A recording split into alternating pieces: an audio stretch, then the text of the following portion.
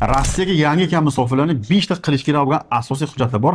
Hammasini bir joydan qilib beramiz. SNILS, biometriya, goslugi, sim karta va bank kartalar 500 rublga o'zingiz uchun biznes sim karta olsangiz bo'ldi. Bizning manzillar Petrovskiy Razmovskiy metro 9 va 10 liniyaning birinchi vixtida joylashgan. va bundan tashqari pasport perevod, vastavilni gos uslug turdo'yda bor qo'lida bo'lsa, o'damni ham qilib beramiz. Va har oyning oxirida bitta klientimiz bitta telefon yutib olish imkoniyati bor. Bizga yaqin shaharlar Gorod, Lobni, Iksha, Dimitrov, Zelnograd hammasi shu yerga kelasizlar. Assalomu alaykum qadrdon muxlis. Siz bilan siz bilgan va kutgan kanal Turfa olam. Interfax agentligining Rossiya Mudofaa vazirligiga tayanib ma'lum qilishicha, Rossiya qurolli kuchlari Kiyev tomonidan amalga oshirilgan terrorchilik hujumlariga javoban Ukraina hududidagi nishonlarga ommaviy zarbalar bergan. Vazirlik ma'lumotiga ko'ra, Kiyev shahri va Kiyev viloyatidagi harbiy sanoat korxonalari hamda yoqilg'i energetika kompleksi obyektlari, shuningdek Dnipropetrovsk, Poltava, Cherkassk, Chernigov va Kiyev viloyatlaridagi harbiy aerodromlar infratuzilmasi nishonga olingan. Kiyev meri Vitaliy Klichkoni o'zini Telegram kanalida yozishicha, Kiyevning Abalon tumanida omborxonalar yonmoqda. Yong'inni bartaraf etish ishlari esa hali ham davom etmoqda. Klichkoga ko'ra, yong'in Iskander M ballistik raketalari va X-101 qanotli raketalarning zarbasi oqibatida yuzaga kelgan. Sanoat hududida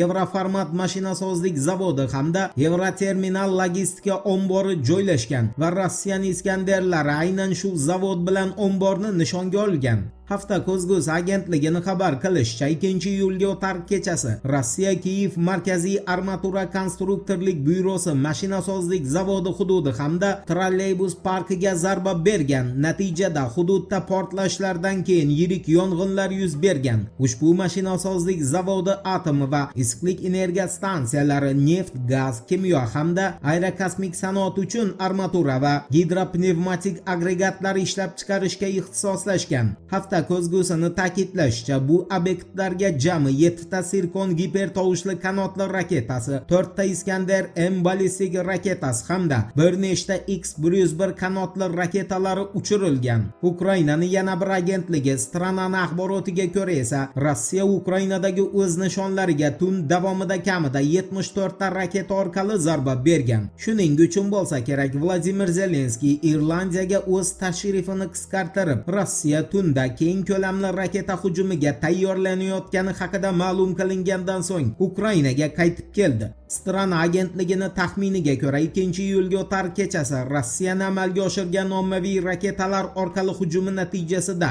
poytaxt Kiyevda faoliyat yuritadigan harbiy sanoat komplekslarini bir donasi ham omon qolmagan. Sababi raketalar zarbasidan keyingi yong'inlarni bartaraf qilish ishlari 2-iyul kuni ertalab ham to'xtovsiz davom etgan.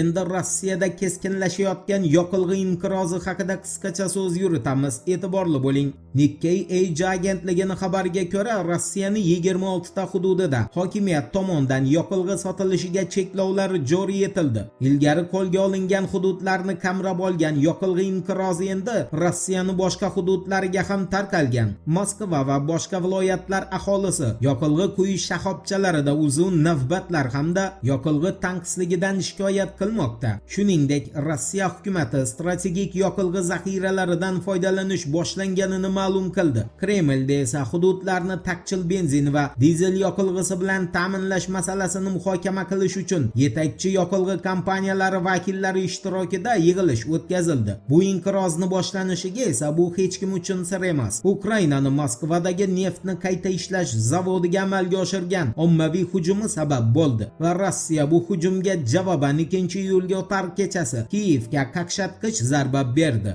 Endi Venesueladagi dahshatli zilziladan omon qolgan tuman bilan bog'liq axborotga to'xtalamiz.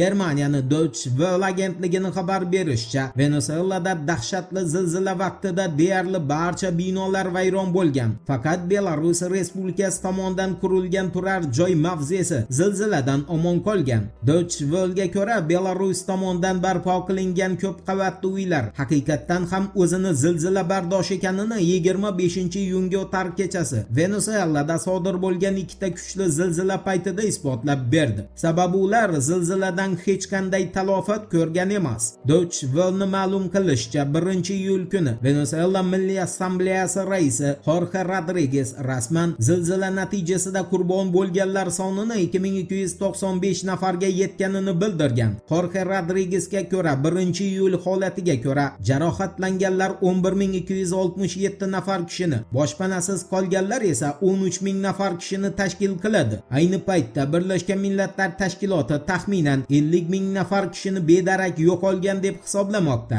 Rodriguezning so'zlariga ko'ra, ularni qariyb 30,000 nafar eng ko'p zarar ko'rgan La Guaira shahrining port hududida bo'lgan. Uning ta'kidlashicha, qutqaruvchilar vayronalar orasidan qariyb 6,5 nafar kishini tirik qutqarib olgan. Shuningdek, Jorge Rodriguez tirik qolganlar soni 20,000 nafargacha yetishi mumkinligini bildirgan. Sababi ko'plab odamlar vayronalar orasidan mustaqil ravishda yoki yaqinlarini yordami bilan chiqishga muvaffaq bo'lgan. Voqealar va juni birgalikda kuzatamiz. Turfovlan bilan qoling. Siz kutgan kerakli ma'lumotlar hali oldinda.